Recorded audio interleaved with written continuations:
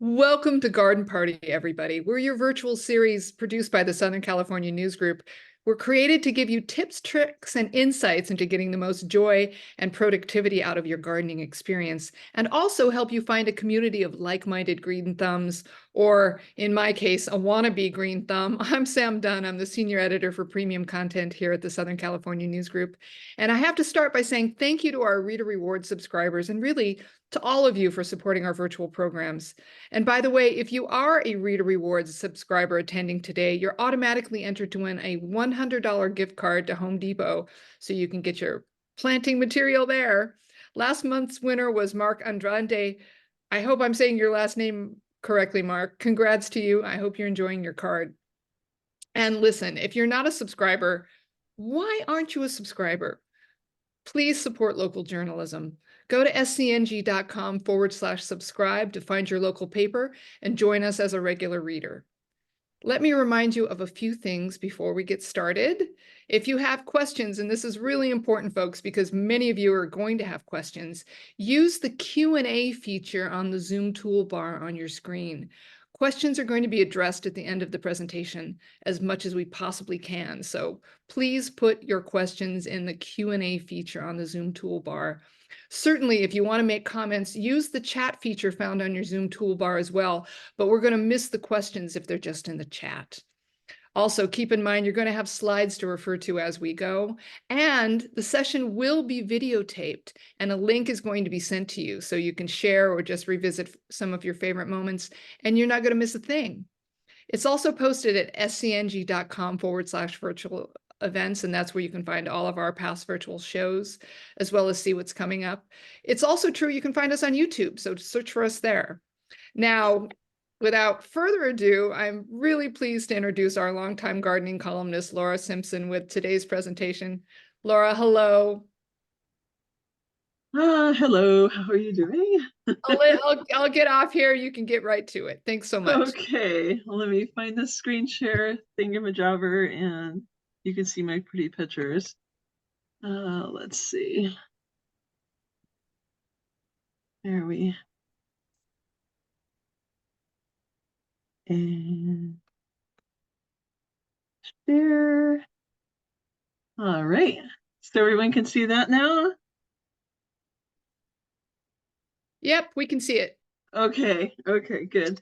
So this one's on houseplants, and this is a picture of my Photonia that I've killed many of these, so I speak from great experience. I guess I like to joke around and say I'm a master gardener. Many of us master gardeners are master gardeners because we've killed way more plants than you have, which is probably a good idea that I became a master gardener instead of my first choice as surgeon as a career choice. So always something to be thankful about. Okay, let's see. Here we go. All right. Trying to forward the slide. This worked before. Let me see. Oh, there we go. Okay, and you know about me. I've been a master gardener since 2002. I was a former medical researcher, did mean things to mice. And now I'm a columnist for the Southern California News Group. So you can send me all of your gardening quandaries through the news group, and I will do my best to answer as many as I can. So why grow the houseplants? Sometimes my husband asks me, why are you buying another one? Because they're pretty, of course. Theoretically, they they add oxygen to the air, of course, but also remove toxins. Well, that's kind of been a topic of research. So take it as you may. It's just an excuse to buy more plants as far as I'm concerned.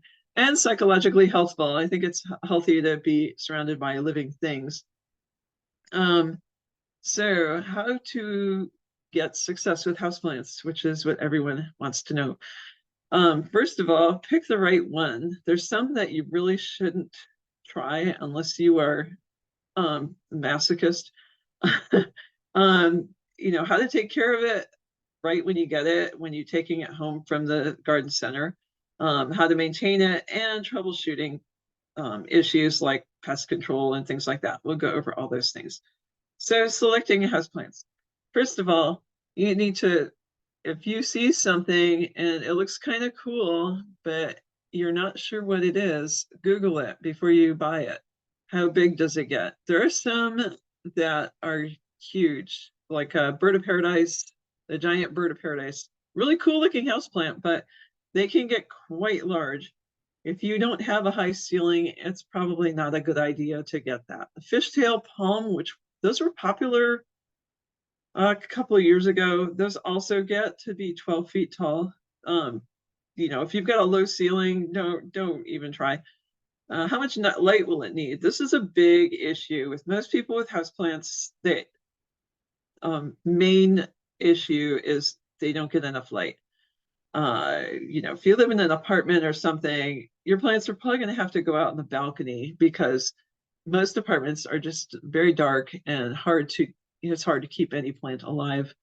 Watering requirements, some of them can go without water for quite some time. Others need to be babied. You'll see they have now these houseplant little containers with like the wick on the bottom of the pot, and then it sits in a tray. That's a really cool idea. But that kind of tells you that this plant probably should not be allowed to dry out. There's special soils for different houseplants, and also humidity requirements, particularly ferns. Maidenhair ferns are very touchy about the humidity. And is it pet safe? You don't want to be poisoning your cat if he has a tendency to eat your plants. So with size, taller, bigger plants need a bigger pot because as they get tall, they're going to be top heavy, and you don't want to have this thing falling over all the time because the pot's not heavy enough. So if you have a plant like this one in the back here looks like a giant bird of paradise that gets quite large, and it's in a basket, but it probably should be in a ceramic pot because you need that weight to keep it from falling over. It's the most annoying thing in the world is having a plant tip over all the time. Are you going to have to move it? You're going to have to vacuum underneath it or whatever. You want to, if you have something that's really heavy and cumbersome, you're probably going to want to get one of those little dollies to put underneath it so you can move it without breaking your back. And is it going to get in the way? Is it someplace where your dog is going to like wag his tail and knock the thing over every time he walks past? Which I've had that problem with. My German Shepherd likes to knock over my Chinese evergreen, and that poor plant has been beat up by his tail. He's a happy dog, but the plant is not so happy. So those are some things to consider as well. Light requirements. This is a big thing. A lot of houseplants do not do well because they don't get enough light. They need probably mostly 6 hours per day. If you have flowering plants like a African violet and you want to see those pretty flowers, it's going to need more light. You're going to want to rotate them probably every week or so because they do have a tendency to kind of lean over towards where the light is. If you are interested in using artificial light, like Amazon sells those light, almost like a halo light that you can put over your houseplants, or even, gooseneck lamps, things like that. Just make sure that it says full spectrum. And it likes bright indirect sunlight. Most of them don't like direct sunlight. They're going to get burnt. They're going to show their displeasure rather quickly. So they can get sunburned. One big mistake that a lot of novices do is they get a houseplant and then they put it outside thinking, well, more light's better. Well, not necessarily, because it's kind of like going to the beach the first time in summer and forgetting to put sunblock on. That poor plant's going to get sunburnt. And this is this poor fiddly fig looks like it got sunburnt being out in the sun. And it doesn't take very long if it's in direct sunlight. Just an hour or so can crisp up those leaves. There, another thing too to remember is when you're taking them home from the nursery or from the garden center, and it's a sunny, hot day, you may want to put something over them because in the car, if you don't have tinted windows, they can get sunburned just on the way home sometimes. Don't place the artificial light source too close because that can also cause burning. And don't place it too close to the window, particularly if the leaves are touching the window. Sometimes that can damage the leaves as well. Inadequate light, very common problem. You're going to see this leggy growth or no growth at all. The leaves will be smaller than what you expect. Sometimes you'll get yellow leaves, and generally it'll decline and die. One of the things that happens is people buy a house plant, they put it in a location where it doesn't get enough light. So the plant needs light to grow, and a growing plant will take up water. So what you'll see is the double-edged sword of inadequate light and soggy soil, because you water it, the plant's not growing, so it's not taking up water. And so the soil stays wet and it causes root rot. So those are, this poor plant, if it's in a dark corner, it doesn't even have a chance. So those two things working together are what causes houseplant failure probably the most. So watering requirements. Some plants need to dry out between watering. Some plants need to be moist all the time, but all of them need good drainage. So this calathea here, beautiful plant, it needs to be like babied, but you can't overwater it or it'll die. So I just give it a little tiny bit of water every so often and keep my fingers crossed. Checking soil moisture. So sometimes the surface can be dry, but underneath it can be soaking wet. So using one of these little moisture meters can be useful, especially if you have more than one plant. If you have a lot of plants and you don't want to be sticking your finger in every pot, this might be something that would save you getting your finger dirty.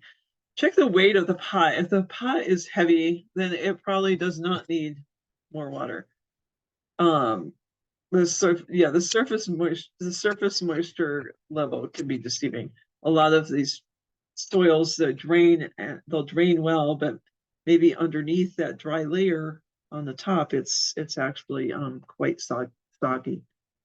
So some houseplants and some container plants do need special soils. So if you have a succulent, which would be, a lot of people grow succulents as houseplants. So you want to use a cactus mix. It has more grit and more sand and drains much faster. Because succulents, they hold on to their water pretty well. So they need a good draining soil. Orchid bark and sphagnum moss for orchids. If you can buy an orchid, it looks pretty, has the flowers, and then you bring it home and you think, oh, maybe it needs to be repotted. So you take it and you pot it in regular potting soil. That's going to kill the orchid completely. Orchid bark, orchids grow like on trees. They're actually an epiphyte. So they don't need their roots to be moist all the time. So they do well in orchid bark, sphagnum moss type mix. And actually, if you pull the orchid out of its pot, you'll see usually it's wrapped in sphagnum moss, which holds some moisture but drains all the excess moisture away. Carnivorous plant mix. This is for if you want to grow those little Venus flytraps, which people buy them and then they die right away. There's actually a particular mix for carnivorous plants. You do not want to use anything with fertilizer for carnivorous plants. They get all their nutrients from bugs, so they need a very nutrient poor soil mix, which would be like a peat moss based planting mix. Look out for things labeled Miracle-Gro, because the Miracle-Gro peat moss has Miracle-Gro in it, so that will kill your carnivores. A potting soil with fertilizer, not a bad idea for most plants. They have the slow release pellets. You'll see the little green balls in the potting soil, sometimes yellow balls. That's the slow release fertilizer pellets. That's nice because then you don't have to worry about over or under fertilizing. It slowly releases the nutrients into the soil. There's also moisture control potting soil. This is actually kind of expensive. I would recommend it for outdoor plants where you're living in a hot environment and those pots dry out. Like by the end of the day, they dry out.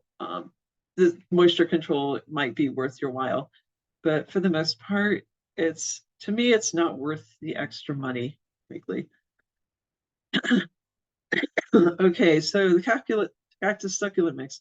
Now you can see this looks like a gritty type soil, right? Almost looks like kitty litter in there, but it has the sand, gravel, perlite. It's lots of inorganic ingredients. It's not going to have like a lot of compost or peat or anything like that. Real fast drainage. Also good for bonsai trees. So if you're into bonsai, that would be the kind of mix you would want. And the orchid bark, sphagnum moss, this would be for orchids. You don't need all of these ingredients. It was a cool picture that I picked out. But bark, which is in the middle there, sphagnum moss, which would be, it's like at 7 o'clock on this photo. Perlite, that's not in the photo. Cocoa husk is at 9 o'clock on this photo. Leeka, which is at 3 o'clock. It kind of looks like, to me, it looks like dog food kibble, but it's used in hydroponic media. These are good for orchids and anthuriums as well. Those cool looking plants that they're kind of like a heart-shaped structure, and then it has the little yellow, usually it's red, but sometimes they're pink or white, and then they have the little like stick in the middle, for lack of a better description. Those are also more of an epiphyte type plant. They do not do well in regular potting soil. So anthuriums as well. Treat them like you would orchids. Just dip the pot and let it drain and kind of let it be. Carnivorous plants. Okay, sphagnum, peat moss, sand perlite, and it needs to be nutrient free and acidic because these guys, they grow in peat bogs and acidic soil. So that's what they really like. And like I said, they like to eat bugs, so that's where they get all their nutrients from. Honey soil fertilizer. So this is our familiar, we see this everywhere. It's good for about 6 months, which is, your average growing season. If you have let's say you have a big pot and you're not going to be moving it into a new pot every year, you might want to just top dress where you replace the first inch or so of soil with new soil. So here's the moisture control. This is less popular, and I think because it's more expensive. Outdoor plants. It's good for say ferns or something that is really touchy and needs that constant moisture. So humidity, my nemesis, the maidenhair fern. Humidity is a essential component for houseplants. Most houseplants are subtropical rainforest type plants, or growing in Florida, that kind of environment. So they need that humidity. We don't have that here for the most part. We're very dry weather. So what do? You can use a pebble tray where you use a saucer, usually a larger saucer, fill it with aquarium gravel or pea gravel or something, put water in it and set the plant on top. Make sure the plant's not sitting in the water, but just like the pebbles hold it just above the level of the water. So that evaporation gives that plant a little bit more of a more humid environment. Be conscious of this if you have cats. I had some plants in a pebble tray and my cat just decided to use it as a litter box. So I came downstairs and it was like, why does it stink over here? And I discovered that somebody had mistaken it for a litter box. So be aware of that issue. A cool mist humidifier, if it's really dry, particularly in the summer, Santa Ana. And these are nice for your own comfort too. But a cool mist humidifier also will throw enough moisture in the air. Grouping plants together. So having like a little group of ferns or something that they kind of share the moisture, it seems to help. You've also seen like people misting their plants with the spray bottle. That is not really effective for increasing the humidity level for any length of time because you miss those plants. Now, misting plants is good for them, but it doesn't really address the humidity issue. It's good for them. It will it'll rinse dust off the leaves and things like that.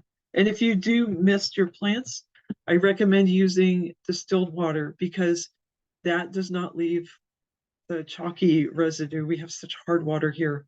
If you mist your plants and let's say it's in the bathroom and you're going to get hard water stains on your mirror or whatever, even on your pot. So using distilled water, it's good. It's good for the misting purposes and less messy. Saves you some cleaning.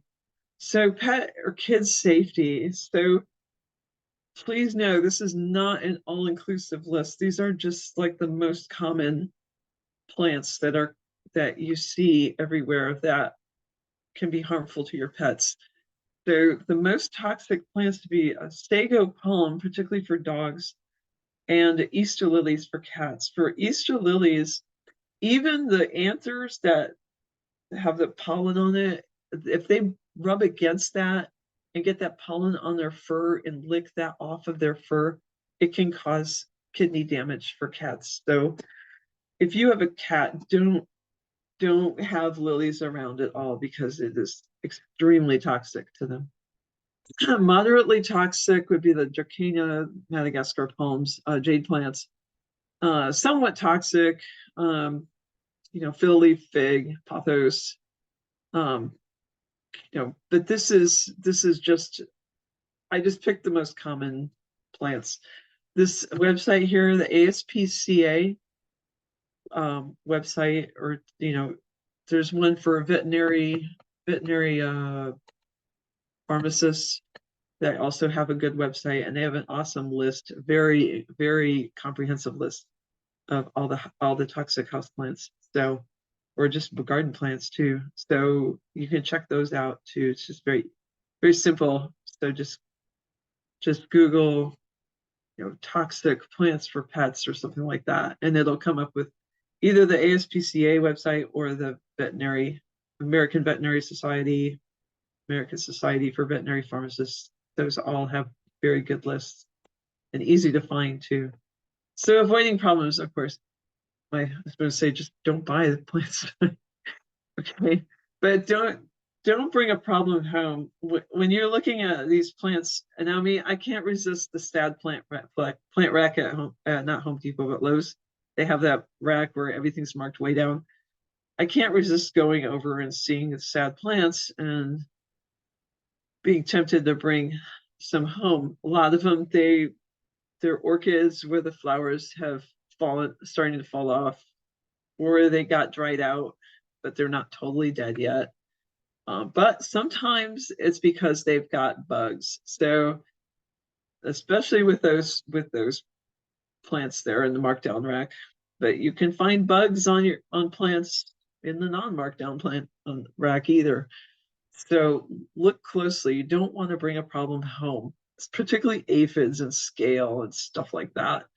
Houseplants, a pest problem can get out of hand really fast inside your house because you think about it, you don't have ladybugs and praying mantises and things to eat those pests. So you have to be the control for the insects. To inspect for pests, look for things like this is scale on a stem.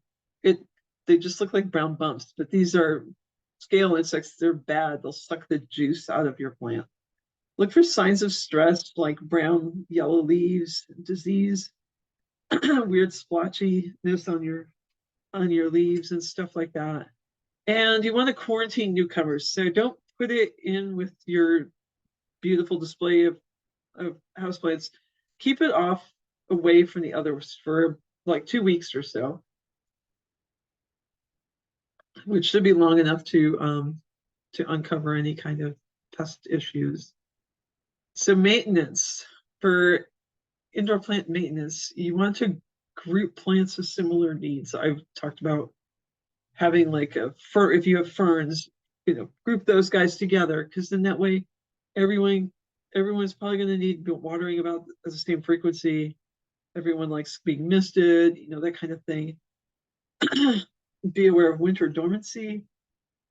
There's repotting and top dressing that is more like once your plant starts growing, and cleaning, fertilizing, and rotating. So for plant grouping, things like humidity loving plants, put those together.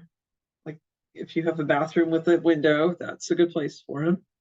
Plants that need more light, those are going to go front, right on the windowsill. Whereas plants that maybe can do with less light, you can put them maybe on a table near the window, kind of thing. And then also plants that need more attention, put those up front, put them where you're gonna see them every day.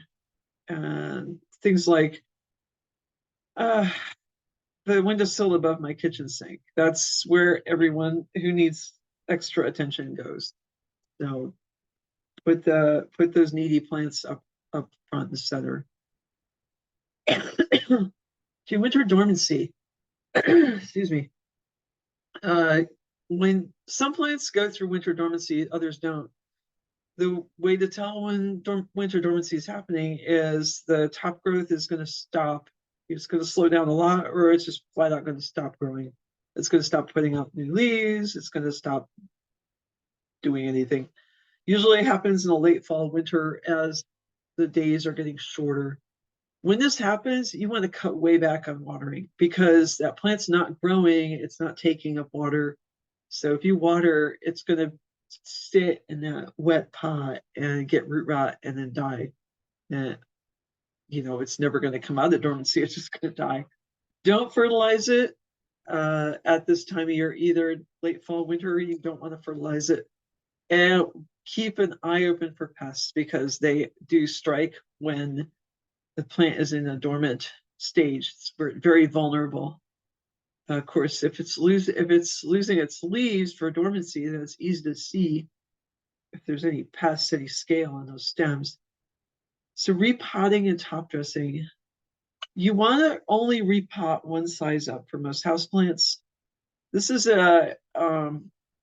because if you have a plant in a 4-inch pot, you only want to move it up to like a 6-inch pot or an 8-inch pot, because the roots have to fill the pot in order to take up all the water. If you put it in a pot that's way too big, then you water it, all that water is going to sink down to the bottom of the pot, and you're going to have mud at the bottom of the pot, which is going to cause fungus and root rot.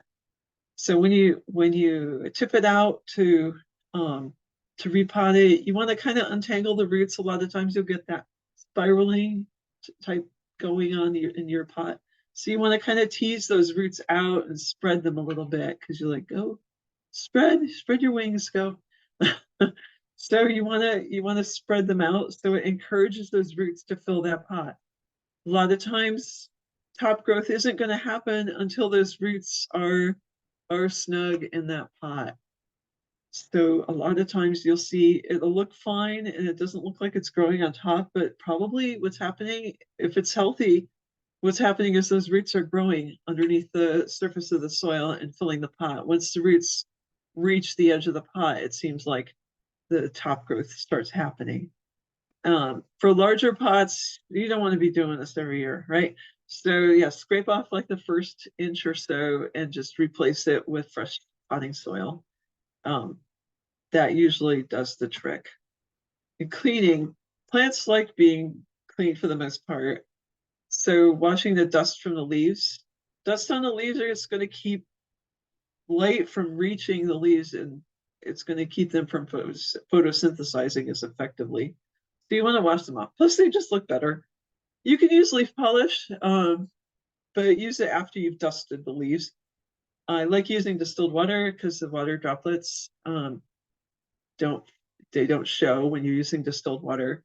And then, of course, remove the dead leaves. If it has dead leaves on the bottom, you want to pull this out of there, because that's that's breeding ground for white flies and things like that.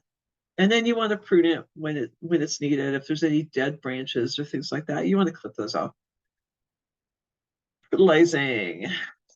The best thing is slow release. Remember, any plant that's in a container is basically captive, right? It's depending on you to give it food and fertilizer and everything. So when it's in its growing phase, which would be like now, it's most of the plants are starting to grow now. You want to do dilute fertilizer, just a little bit of Miracle Grow, and the Miracle Grow container will tell you like for periodic fertilizer or for at each watering. The plants like it if you give it a little bit of fertilizer with each watering. That seems to be that's been most effective for me. If you have a freshwater aquarium and you're sucking out the dirty water and replacing it, we'll save that water because it's got fish poop in it. My houseplants love freshwater aquarium water. If you have a saltwater tank, don't do that. You'll kill all your plants.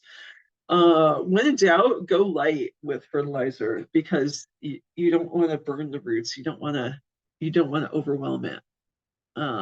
There's liquid, granular, and slow release fertilizer. The slow release fertilizer is like Osmocote.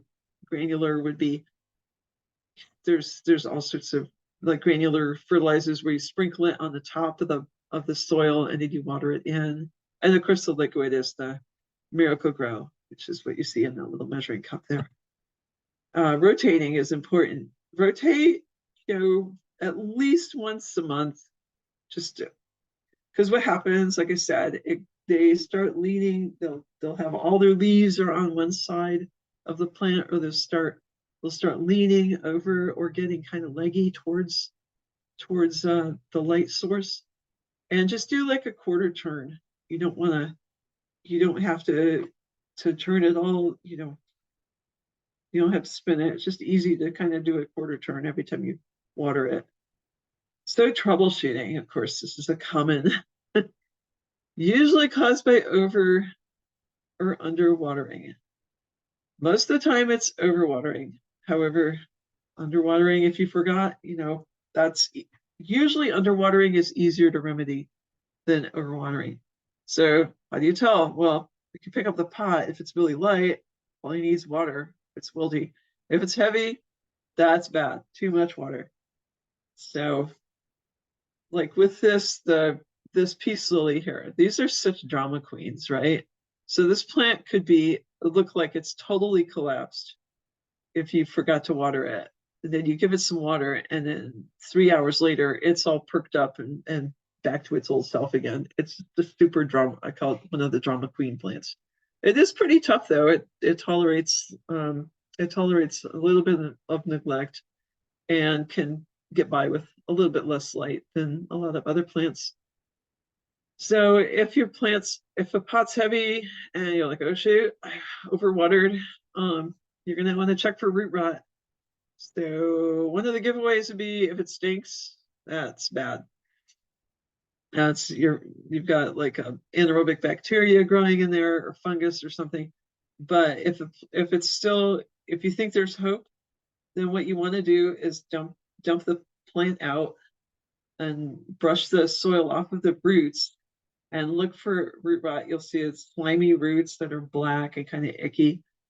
Then you want to trim those away, and you want to get rid of all the rotten roots, and then repot it in fresh potting soil that's kind of dry, so it helps like absorb the excess moisture.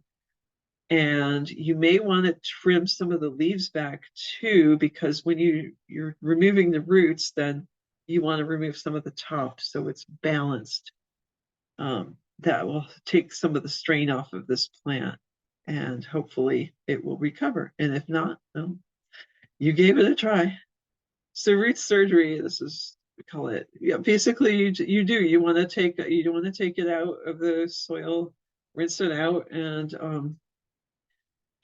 remove it. And you want to loosen it up too, kind of give it a little bit of spread out those roots a little bit. That helps as well. Okay, brown leaves. This is a very common problem as well. Usually caused by low humidity. We also have very hard water here, so salt accumulation is an issue. If that plant's been in the same pot for a couple of years, you may see a ring of like calcium deposit on the inside of that pot. That's from the hard water. That can be from salt accumulation. For that, you would want to either repot it and replace this soil. If it's a big pot, you may want to just take it outside or in the bathtub or something and just flush the soil to get rid of that excess salt accumulation. This can also be caused by drafts. If it's underneath an air conditioning vent, then you'll see this happening. Overwatering, underwatering as well. Also, it can be a disease. Usually, if it's a disease, it's going to be kind of weird looking, splotchy leaves, and you get like spots or things like that. Something like this is an environmental thing. It's usually caused by low humidity. So increasing your humidity. There's the pebble tray I was telling you about. Okay, and yeah, salt accumulation. This is what it looks like in a terracotta pot, but even the plastic pots will get this crap on the inside. You'll see it on the inside rim of the pot. Yeah, this is from hard water. Fungus gnats, that's a real common issue. I see on gardening websites and stuff, people complaining about fungus gnats. They're a huge pain in the butt, right? They just like fly all over the place, and they get in your coffee or whatever. I've seen people recommend pouring peroxide, all sorts of things into the soil. So the fungus gnats, their adult version, those are a pain in the butt. What you can use for that is there's these little sticky yellow traps that you can stick in your plant. And as the fungus gnats fly out of the soil, they stick to this, and it's like a fly trap type thing. However, the real damage is being done by the larvae of the fungus gnats, which is in the soil. So you have to treat the soil to totally get rid of fungus gnats. And one of the things you would use is, it's called Bacillus thuringiensis israelensis is the subspecies. Don't use the BT caterpillar killer. It's going to be the species israelensis, which is also used to kill mosquitoes in ponds. Those mosquito, if you look at the mosquito dunks, those little donut shaped things, you'll see on the label that they are also labeled for use against fungus gnats, and it will tell you how to treat the soil to get rid of those, because you do want to get rid of the larvae because they feed on the roots and cause damage where you see the gnats, but the larvae are what's doing all the damage. Scale is a huge pain. Cottony cushion scale, aphids, spider mites, ants, especially in the summertime, just a huge pain in the butt. So here is fungus gnats. Okay, so they do have granules. So these are you would use a soil drench, and you can see on this label it says effective against fungus gnats as well. So go ahead and pick some of that up. You can also use it as a preventative. It's not harmful to humans or pets. Scale and aphids. So you'll see these guys occasionally. They look like they're called cottony cushion scale. These are, if you have a palm tree inside your house, I can't grow palms in my house. I always end up with these stupid things. And they like to live like inside the crevice, where the palm is growing out. They like to live inside there. If you catch it early and there's only a few, sometimes you can use like a Q-tip with isopropyl alcohol and just dab it on there, and that's kind of gratifying to watch them shrink up and die. Neem oil will work against them, and insecticidal soap as well. The trick with these guys is that they are really good at hiding. So, like I said, palm trees, I don't have any luck with palms because they do hide inside the emerging leaves, and I end up giving up. Spider mites. So this picture from a couple, this picture is of spider mites, where you can see this fine webbing on the plant leaves. And sometimes it's not really obvious because it is very fine. What you'll see is the leaves kind of look dull and kind of dusty almost. And these mites are tiny, tiny, tiny. I mean, if you have a magnifying glass, you could probably see them, but you're normally going to just see the webbing and the leaves are going to fall off. English ivy is super susceptible to spider mites. You'll see the roughness on the underside of the leaves a lot of times. Insecticidal soap or neem oil will also kill them. Neem oil, I don't like recommending it for outdoor plants because it is a broad spectrum insecticide, and it kills a lot of things, including things like ladybugs and your beneficial insects that you don't want to kill those guys because they're eating the bad bugs. But indoors, you don't have that issue. You're not worried about ladybugs and praying mantises, hopefully. So neem oil is okay for houseplants. It's you actually will see it sold in the houseplant section of garden centers because it's okay to use indoors. Also avoiding susceptible plants. I just basically gave up on English ivy because every time spider mites, ants, just a nightmare. They get into your pots and it seems like they set up a big nest in your potted plants, especially it seems like in the kitchen, if you have it on the kitchen sink or whatever. You can use a boric acid bait or a soil drench with permethrin is the insecticide that's most often used against ants. They coexist with aphids or scales. So if you do see ants, look for the aphids and scales as well, because a lot of times they'll harvest the honeydew from the aphids, and you may have to treat for aphids as well. And then not only bugs, but funguses. So there's other things that can go wrong. Don't want to be a Debbie Downer here. But botrytis, which is like almost like a cottony type mold that will grow on the plants. Usually that's as a result of overwatering. Crown and stem rot, overwatering. Root rot, overwatering.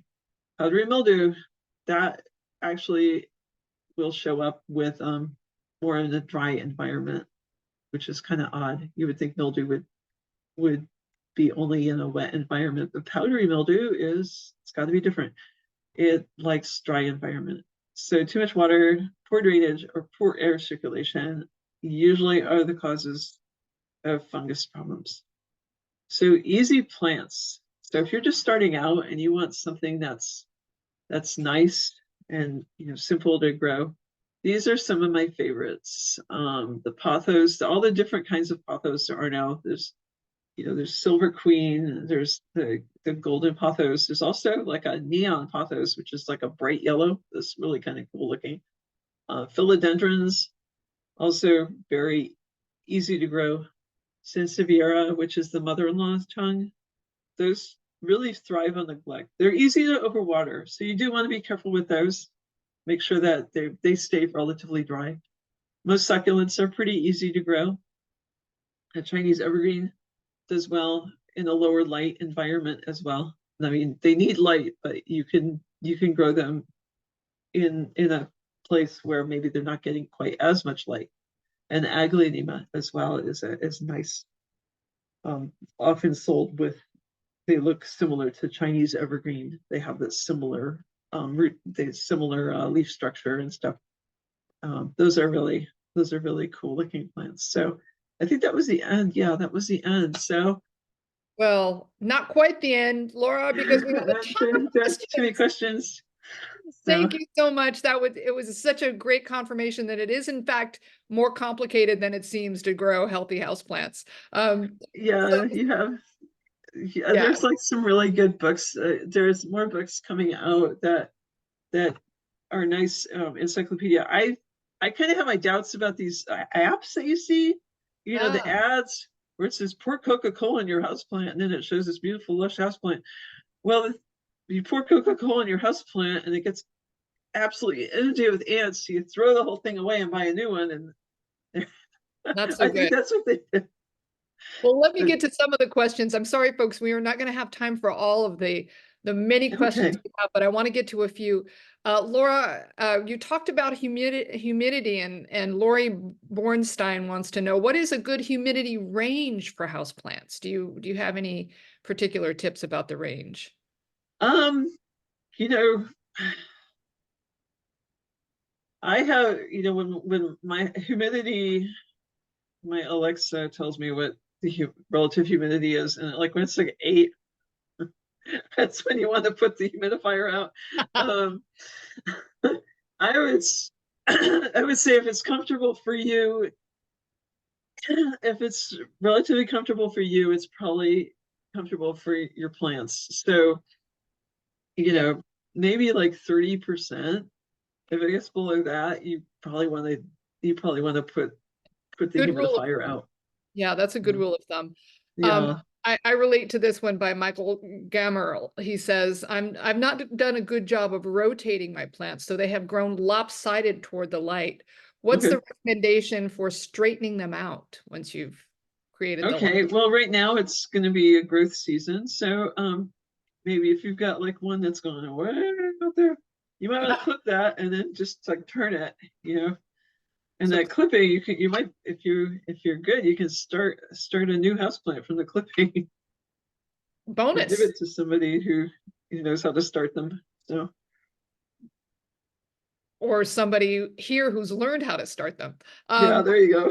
So Diane Zenda wants to know, because we talked earlier about orchids, can orchid planting bark and soil be reused, and how long can you keep it without using it if you can use it again?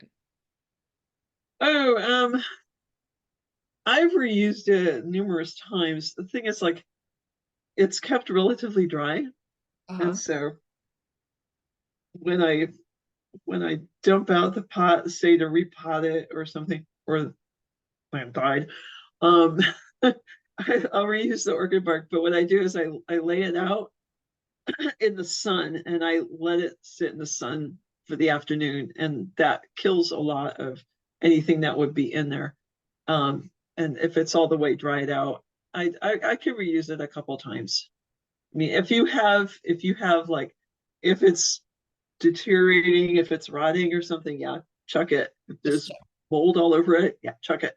But Okay. if it's disease free, then yeah, go ahead and reuse it. I mean, I'm cheap. We, we had a question about getting rid of diseased plants, but I think you just answered that. Chuck it if it's disease Yeah, free. chuck it, chuck it. Um, Don't compost. this is an interesting one. Melissa Gossman wants to know. She says she's tried planting various pothos types in the Mm. same pot, but they didn't do well together. Why is that? Oh, different kinds of pothos. Yeah, Oh, maybe they just don't get along. they just get along. They're like my family at Thanksgiving. They just don't get along. They should. They'll have this. All the pothos basically have similar requirements for watering and soil and Right. stuff. But That was probably the thinking that she had. Yeah. yeah, I don't know. It might just be, give everyone their own pot and put them to, put the pots like next to each other because so it kind of looks like it, but they all have their own space. Maybe Made a that will little work. compound for the pothos, but not. Or you do like a basket, these baskets, and then just put the pots in the basket. But yeah, I don't know why they wouldn't get along because they do have similar um, cultivation requirements, but who knows? Yeah, Uh, that makes sense. You just talked about scale. Elaine Hiss wants to know, is there a product you recommend for scale during isolation? um, neem oil is pretty good. insecticidal soap as well. I have to tell you a story of this lady who, I heard this secondhand, but she had a problem with aphids on her houseplants, and it had gotten kind of out of hand. So she went to the garden center and she bought a container of ladybugs and let them loose in her house. Did it work? Well, against the aphids, but she had Ladybugs ladybugs all over. everywhere in her house. They were like all over the walls and stuff. God. So don't do that. Maybe not that. Maybe not Yeah. that. Yeah, I love it. they're like pretty mantises. I imagine would be the same thing, except on a bigger scale. It's so funny. Yeah. So, hey, just a couple more. This is an unusual question and one that I relate to because I've tried to do this myself. Teresa Okay. Menke says she has a question about old Christmas poinsettias that have lost their red leaves and now look sad. How can I encourage my 7-potted poinsettias to continue to grow through the summer? Okay. Poinsettias have a villainous tendency to get aphids and scales, so keep your eye open for those. They actually will grow to tree size. If you go to Fallbrook, where there's some of the nurseries on the hills and stuff, Right. and there's this one nursery, and they have poinsettia trees. So the red that you're seeing is the bract. It's like a modified leaf. The actual flower is that little yellow thingy in the middle of the bract. So for potted poinsettias, they do not like frost. They are totally not frost tolerant. I would clip them back. They have a tendency to dry out pretty fast because when they put them in the pots, you'll notice the roots are really packed in there. So, because they want to push that top growth and make it look lush and beautiful. And so that pot is just packed with roots. So if you can take it out and kind of see if you can tease the roots apart and try to put it into a bigger pot, it may encourage it to grow. Because these are grown for, like there's basically throwaway plants when you get them, right? People use them, and then once they're done, they just so they're overcrowded in those pots and everything. So you may want to try to tease the roots apart and repot it, clip it back a little bit, and see what happens. What you got to lose. Yeah, I'll let you know after next Christmas if that works. There you go. Just 2 more questions. I'm sorry, folks. So I know there were so many questions, but read Laura in our weekly paper. Then write your questions to me, exactly. And I do my best to answer. Absolutely. Yeah. Pam Elkins wants to know, you mentioned plants going dormant, and she'd never heard of that before. What type of houseplants usually go dormant? Is there a certain family of houseplants or? Pretty much all of mine. I have a lot.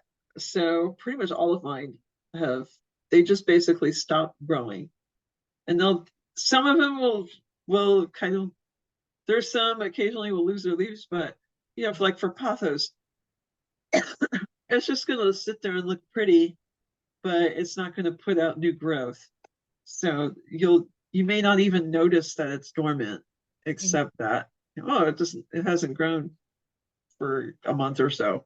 But now what you're gonna see with the longer days, more sunlight, it's gonna wake up and start growing. So you're gonna more likely notice it coming out of dormancy. It's starting to grow again.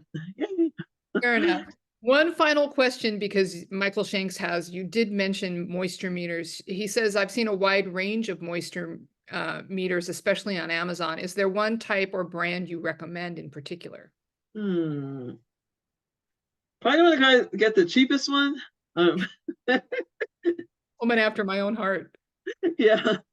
You probably don't need to buy the really expensive one, just kind of like some mid-range. There are some that are moisture and pH meters. Don't get those. Just get one that's just for moisture meter. As a lab person, pH meter is a little bit more complicated. So anyone you buy at Walmart is probably not going to give you any useful information. Yeah. Well, that's good. Just that's a good rule of thumb. I am sorry, folks. We are out of time. Laura, Thank you so much as always. Oh, thanks. I hope everybody else feels encouraged. Yeah. And just so you know, folks, this actually concludes our garden party series for now, but let us know if you want more. We hope you do. Please let us know. Laura will come back if we ask her really nice. Meanwhile, join us for our upcoming other virtual programs. On Friday at 5 p.m. we have Bookish with well-known authors. And on April 25th, join us for our new virtual program, Right Size Your Life and Live Well Now, with home organizing expert and our syndicated columnist, Marnie Jameson. Don't forget, Laura's always in our newspapers, so pick up our newspapers. You can register for all of our upcoming programs and, again, catch the other ones you might have missed by going to scng.com/virtual events.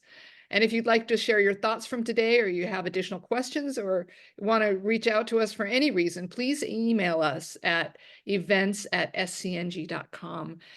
And hey, a final reminder, if you are not a subscriber, give us a call at 877-469-6133. Please become a stakeholder in local journalism and help make programs like this one possible. Anyway, thank you for your support, and we hope we see you next time on other shows. And we hope you come back, Laura. Oh, I will. I'll be back. Okay.